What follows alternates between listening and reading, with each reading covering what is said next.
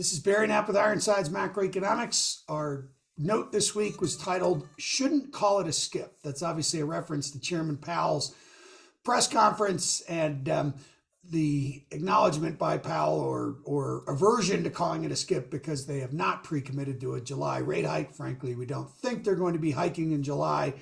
The incoming data on inflation, employment, and consumption is going to preclude that or make it easy for them to move into a full pause and likely the end of the rate hike cycle.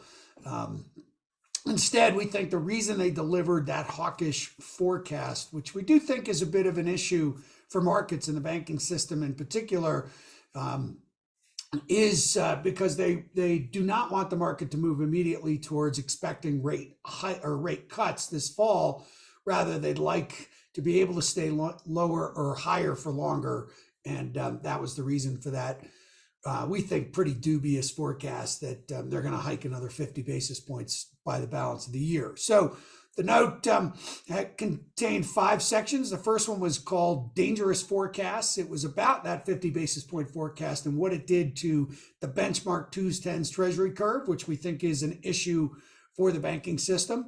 The second section was who is buying the bills after the first week of increased issuance, some $300 billion after the debt ceiling deal. Things were proceeding reasonably well, so we'll discuss that in a minute.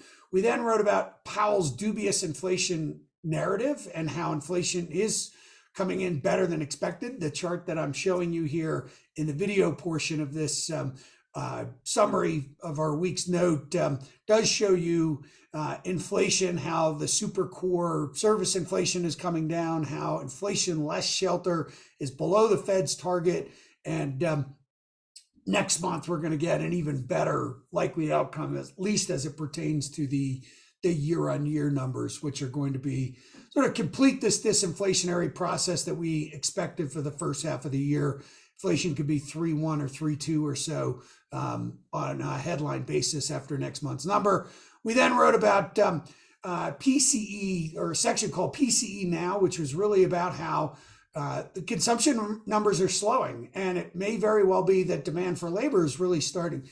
Demand for labor is slowing, but it may start to show up in the headline payroll numbers given 2 weeks of jobless claims above 260,000, up from their 3-month range of 230 to 240 or 45 or so. And then a final section wrapping everything up called Disinflation, Dynamism, and Policy, and how the dynamic private sector is overcoming all this misguided policy. So first on the dangerous forecasts, the 50 basis point increase in the summary of economic projections for the Fed rate policy over the balance of the year, we think is dangerous in as much as the most disturbing market reaction was not the stock market going up. That didn't disturb us all that much, but the much deeper inversion of the 2s, 10s real rate or tips curve.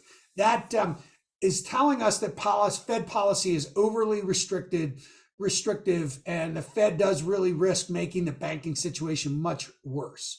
I'll come back to some of the bank numbers in a couple of minutes. But we have to acknowledge that while we expected the hawks out in droves, if that's how hawks participate, Governor Waller's speech on Friday morning was more notable for what it didn't say than what it did say. What it did say was, yeah, he's a little bit concerned about the banking system. He still doesn't acknowledge it's their fault, but he did not talk a lot about inflation vigilance. He mentioned it in the Q&A when someone asked him about it. That's just Fed forward guidance. We thought that was a dovish turn for Fed Governor Waller, and in reality, the Fed is ready really to pause if the numbers justify it, and we think they will. We are, in fact, already in a recession from our perspective as it pertains to markets. Gross domestic income has been negative for 2 quarters. The corporate income portion of that has been negative for 3 quarters. Revisions are turning up now, so it may be ending. But the Fed does have the possibility of creating something of a double dip recession, if you will, or one that the NBER would acknowledge is a recession if credit tightens enough that the labor market deteriorates significantly, and then the NBER would call it a recession. From an investor perspective, we're already there. The question is whether it's ending or not. So Moving on to who will buy the bills or who is buying the bills. It was a good week. RRP dropped $169 billion. Reserves only dropped by 24 and change billion dollars on the week. So the money to fund all that issuance did primarily come out of money market funds for the first week, but the Treasury General account only increased by some $55 billion. It's got another $500 billion to go, so the story isn't over. We learned on Friday night, as everyone was ready for a long holiday, that large bank deposits dropped by $78 billion.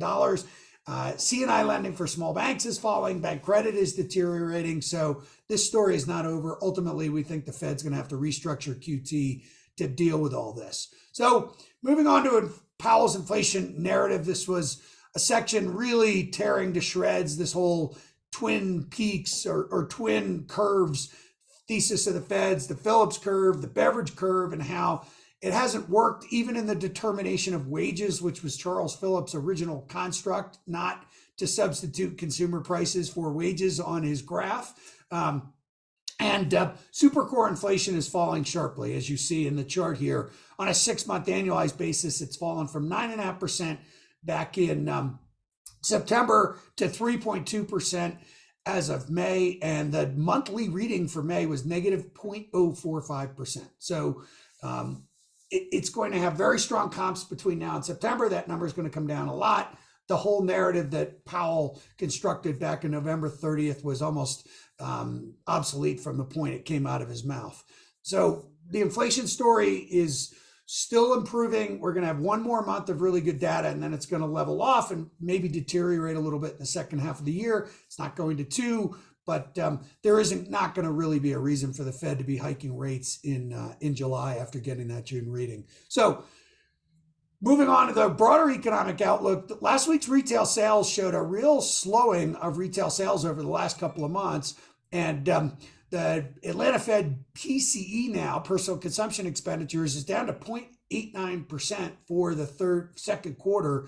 And you've got a real slowdown in consumption going on. We'll see what happens in June, obviously, but with claims at 262 the last couple of weeks, this week's number is going to be for the survey week as it pertains to payrolls. It could very well be that we wind up with a weak June payroll report too, in which case the Fed is going to be faced with weaker labor demand, obviously weaker labor demand, not just labor income slowing, weaker consumption and less inflation. That's not an environment they're going to likely want to raise rates in July to squash inflation. So the big question here for us is this income recession ending and earnings improving, or is the Fed policy truly over restrictive, as the 2s10s yield curve would indicate? And is liquidity, which is a conditional factor for markets, going to lead to a real deterioration? Can some slowing be good? Can the Fed land the plane, or are we headed for a market crack up? We would argue right now that the window for that correction we've been looking for is closing. So we're not ready to go back all in on the banks. We still like cyclicals because they're cheap and haven't found a spot to redeploy cash here. But as we said, the window for a correction really is closing. Barry Knapp, Ironsides. Have a good week, everyone. Thank you.